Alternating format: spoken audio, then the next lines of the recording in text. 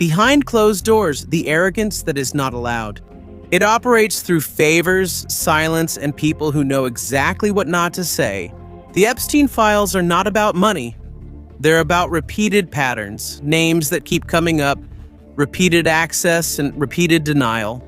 Watch until the end because what will be revealed here is not just a criminal story, but a system that allowed the same kind of activities to continue for decades without punishment. What really are the Epstein files? That's what we will answer. But before we start, if you're new to our channel, please don't forget to subscribe so you'll always be updated with videos like this. Now, this is not just a simple release of documents. The Epstein files are not a single letter, not a court transcript, and not a straightforward expose either. It's a fragmented archive of interviews, emails, flight logs, internal FBI memos, and sealed complaints gathered over many decades by the Federal Bureau of Investigation and eventually released under intense pressure from the United States Department of Justice. The reason this exploded is not because of a single document, but because of the number of powerful people appearing in different files in various contexts, revealing a recurring pattern. At the center of all this is Jeffrey Epstein, who for many years was officially described as a careful predator, but the files show otherwise. They show a man acting as a facilitator, introducing women, arranging trips, facilitating meetings, and maintaining influence through favors and control. The documents don't just mention the crimes, they also show how they were carried out. An FBI agent describes Ghislaine Maxwell personally introducing a young woman to a sitting United States president during a private tour at Mar-a-Lago. According to the victim, nothing physical happened, but the way Maxwell spoke implied that the woman was available. This detail is really important because it shows the intention, not just the presence. There are emails linked to Elon Musk that seem to contradict his long-standing public denial. In private correspondence, Musk himself initiated contact with Epstein, asked about visiting his island, and mentioned attending what he called a release party, as well as discussing logistics with his then-wife. The files also show that Epstein was given a private tour of SPACEX facilities. This doesn't prove any crimes, but it destroys the idea that their connection was just a coincidence. Next is Bill Gates. An internal email refers to Epstein as a confidential and intermediary for very sensitive personal matters, things that were never meant to be recorded. Later on, Gates' former wife herself said that Epstein's presence in their lives was one of the reasons for their separation. The files suggest that Epstein was not just a social acquaintance, he was a keeper of secrets. There are also other names that are quiet yet repeatedly appear. Howard Lutnik, who later became a cabinet official, was reported to have coordinated visits to the island after Epstein's imprisonment. Kevin Walsh, a nominee for the Federal Reserve, attended events organized by Epstein even when the case had long been public knowledge. These things are not rumors. These are documented communications with time, date, and are archived. The most disturbing thing is not the famous names, but the very language of the operation itself. There are emails referring to torture videos, discussions about intimidating women into silence and controls over information. There are even reports about an official from Russia communicating with Epstein regarding blackmail against businessmen in New York. At this point, this is no longer a simple scandal. It's the act of a network. And then there are redactions, names that are half covered, addresses that are exposed in one file but hidden in another, and inconsistent protection for the victims. In the three versions of a single allegation, different details are redacted, making it impossible to know whether it was negligence or intentional concealment. So the Epstein files are not about proving guilt in court. They're about exposing how power protects itself, how access turns into money, and how the people who shape markets and institutions are shielded by a system that's hard to penetrate. Governments and cultures move in a dark corridor, hoping that everything will remain silent, but that's not what happened. In our next part, we won't talk about the system anymore. We'll focus on an individual in detail, line by line, document by document, to show how this network operates in real life. Donald Trump. It rarely starts with crime, and often it starts with access. Long before the court cases and big news, documents show that Epstein had patterns of being close to Donald Trump, patterns that looked more like a process than a sensation. His name repeatedly appears in FBI tip line reports, visitor logs, and interview summaries, not as a major accusation, but as a recurring point of connection among the elites of social spaces, where mere presence is a kind of power. What stands out is not a dramatic accusation, but the sheer number and a repetition. Trump's name appears thousands of times in searchable indexes, spanning different years and types of documents. In the field of intelligence, this scale really matters. Repetition from different sources is considered a signal even if each entry is not certain. The files do not claim that he is guilty. Instead, they show where power converges. There are several FBI FD 3 or 2 interview summaries that describe places controlled or frequently visited by Trump, especially Mar-a-Lago, where Jeffrey Epstein and Ghislaine Maxwell could move freely. In an interview with a victim, Maxwell is described as introducing people during private trips. And according to witnesses, nothing physical happened. However, the manner of speaking attributed to Maxwell suggests availability, not just mere coincidence. That distinction is important because it points to deliberate social choreography, not just a random coincidence. There are other documents that refer to Mr. Trump within the intake reports of the National Operations Center. Some entries were marked as unverified, others as follow-ups, and some led to interviews with no clear conclusion. Such inconsistencies do not immediately clear or establish accountability. Instead, it reveals a deeper structural reality of how powerful names are processed differently. Tips involving elite figures often end up unresolved, not because they are proven false, but because it is safer to remain in an uncertain state. Redactions are just as important. In some files related to the president, even ordinary words are covered up while the context remains visible. In others, names are partially hidden or do not match. This doesn't look like a simple legal cover-up. It resembles a defensive handling of the document where the goal is control and containment, not clarity. In the end, the files reveal a system where social validation replaces formal endorsement. Being seen in a private room, being introduced by the right person, being included in the list, and later quietly being included again becomes a soft shield. It doesn't prove any wrongdoing, but it turns it into a normal kind of silence. That's the hidden mechanism. Epstein didn't need confessions. He needed environments where no one asked questions, because asking questions could reveal how many powerful people were in a room. Trump's presence in the files shows this dynamic with uncomfortable accuracy. Not as a judgment, but as a case study of how power survives through proximity. Now, in the next sections, we'll move from the realm of politics to the empire of technology and examine how private emails destroyed a long, unquestioned public denial. In these cases, which is more important? The lack of solid evidence or the recurring patterns that never go away? Elon Musk. Buried in the released F10 files are email exchanges that once again highlight the distance that Elon Musk has long expressed in public. There is no single shocking revelation, but rather a series of ordinary conversations about logistics, the kind of communication that only appears when the relationship goes beyond mere chance and enters the realm of coordination. There were dates discussed, places mentioned, and invitations implied, but there was no tone, no guard. It was familiar and really seemed normal.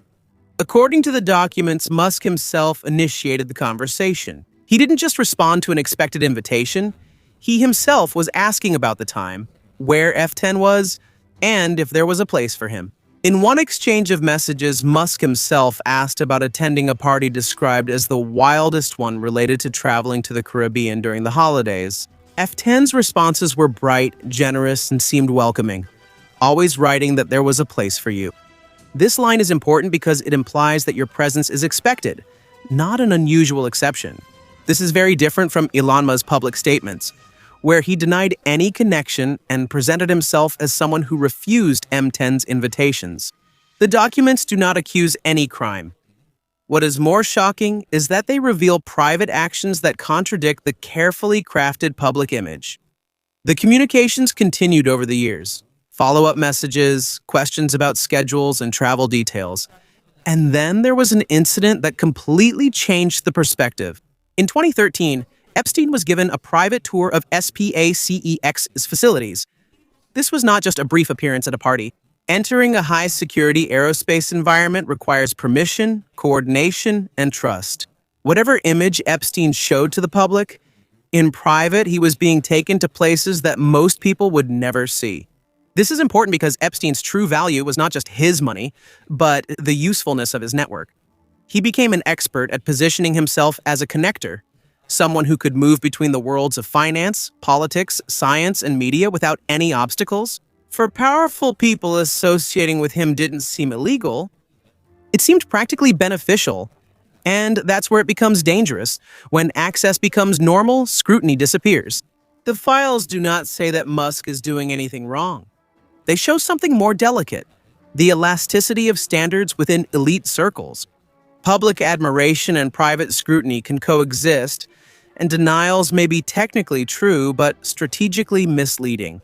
A relationship doesn't have to be close to be important. It just needs to be useful. Confusion is an image of modern power where the truth is fragmented. The version for the public is simplified, sanitized, and adapted to appear trustworthy. The version that remains in private emails is transactional, experimental, and opportunistic. And when these two versions collide, that's where accountability hides. Now, in the next chapters, that gap will widen even more. And we will enter the world of philanthropy, secrecy, and emails that shed a different light on a global divorce that turned out to be darker than anyone expected. Bill Gates. The most dangerous secrets are rarely loud. They move quietly, disguised as logistics, favors, and trusted intermediaries. In the Epstein files, Bill Gates does not appear as a headline villain, but as a more unsettling figure. A man whose private decisions intersect with a reputation built on public good. The documents don't come across as a scandal. They feel more like coordination. The email exchanges show Epstein not just as a social acquaintance, but as a confidential person trusted with sensitive matters, a role usually given only to someone considered discreet, well-connected, and trustworthy.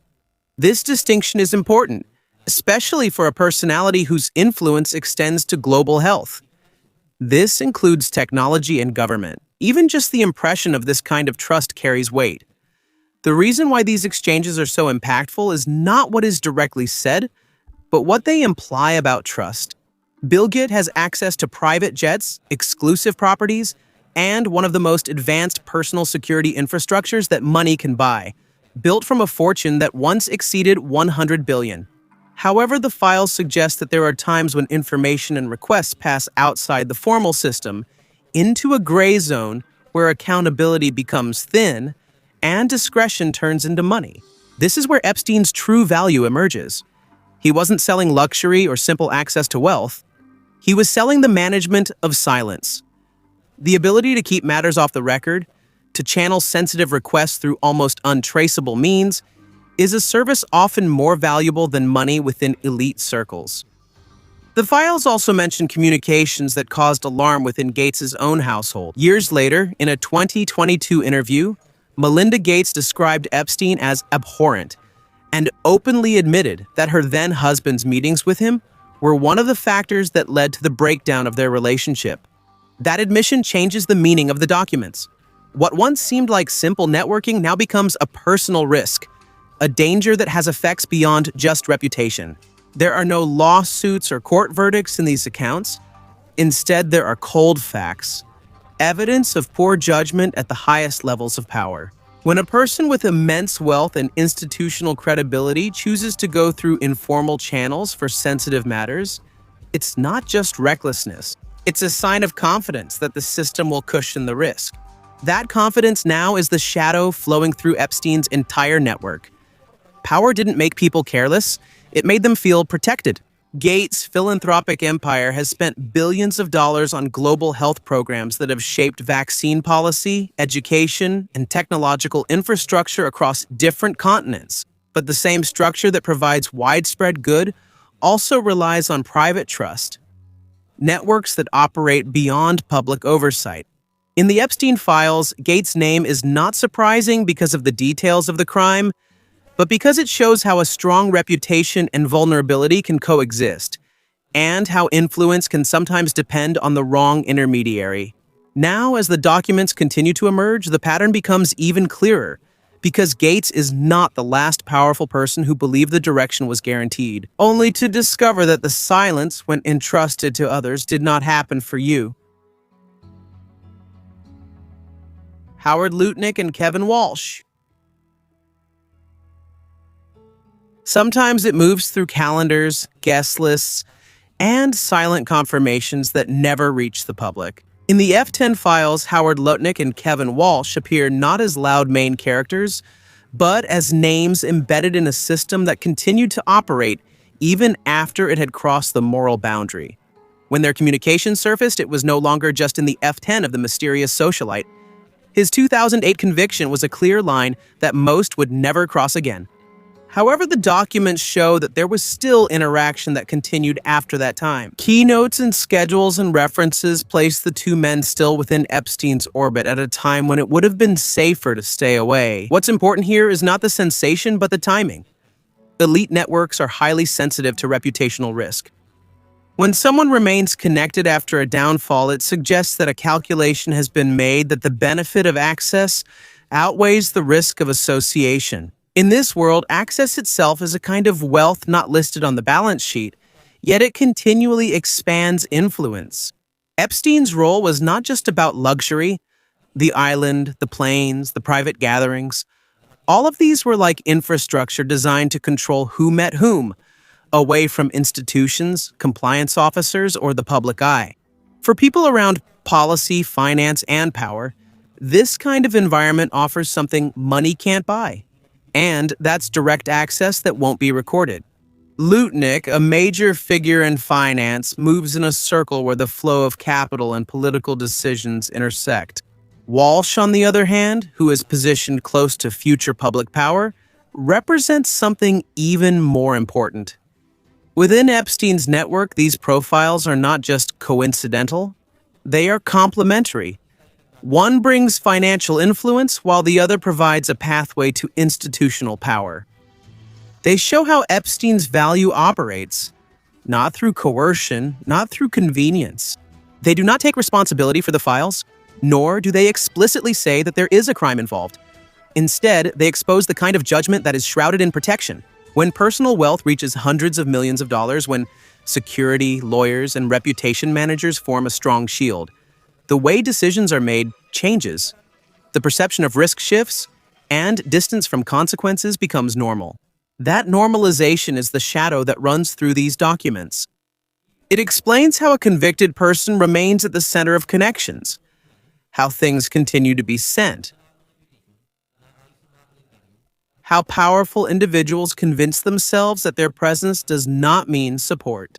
In Epstein's network, money built the walls, but access determined who was inside the rooms. And once you were inside, the true value of staying was rarely measured in money, but in silence.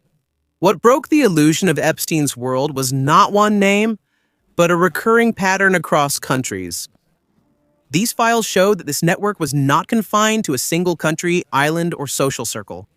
It quietly moved through emails, mediations, and introductions that connected financial, political, and foreign actors in a system based on discretion, not honesty.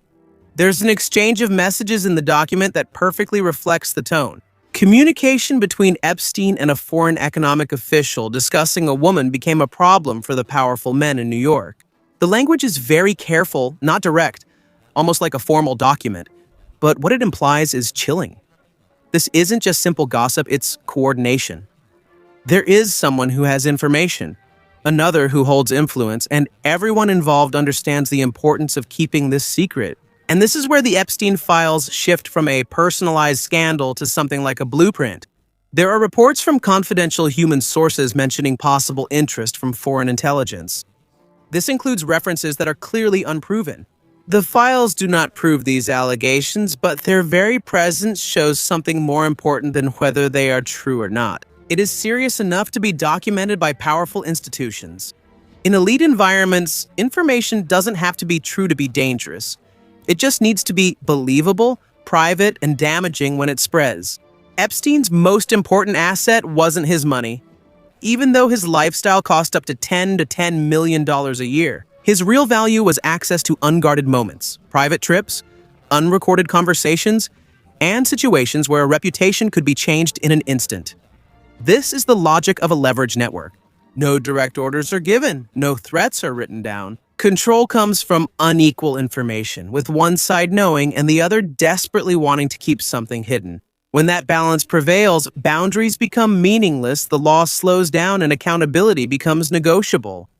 This kind of network becomes even stronger because it hides in plain sight, not as spies exchanging secret codes, but as executives, officials, and intermediaries who act like ordinary professionals. These meetings are called logistics. Emails are favors, and travel is simply embedded. Meanwhile, the wealth that reaches millions of dollars maintains silence through lawyers, settlements, and strategic exhaustion of complainants. Fels does not prove a global conspiracy. What they show is even more disturbing. How easily power structures adapt when exposed, how influence shifts across different jurisdictions, and how danger becomes just an inconvenience when there is enough money. And there is one last question that is hard to answer. If this system relies on one person at its center, how many more continue to operate anonymously, connected to it? In the end, what the F10 Fels reveals is not just a scandal, but a structure. First, it shows how being close to wrongdoing becomes normal when insiders are together. Repeated meetings, private favors, and statements that nothing happened create a thick cloud that prevents accountability. Second, similarity is not enforced through threats, but through mutual exposure. If everyone risks losing something, nobody wants to speak up first. And third, institutions fail not only because of collusion, but also because of fragmentation, misplaced files, inconsistent follow-ups, and selective attention that separates patterns. This is not unique to one country or group. This kind of dynamic emerges wherever there is a concentration of power without sufficient oversight. This includes the elite network in Asia, where loyalty, discretion, and reputation are valued more than transparency. If these analyses have helped you see the systems behind the headlines, you might want to like the video and subscribe. And in part 2, we'll look at how these kinds of networks continue to exist even after the names have long disappeared from the news, and why exposure doesn't always mean accountability.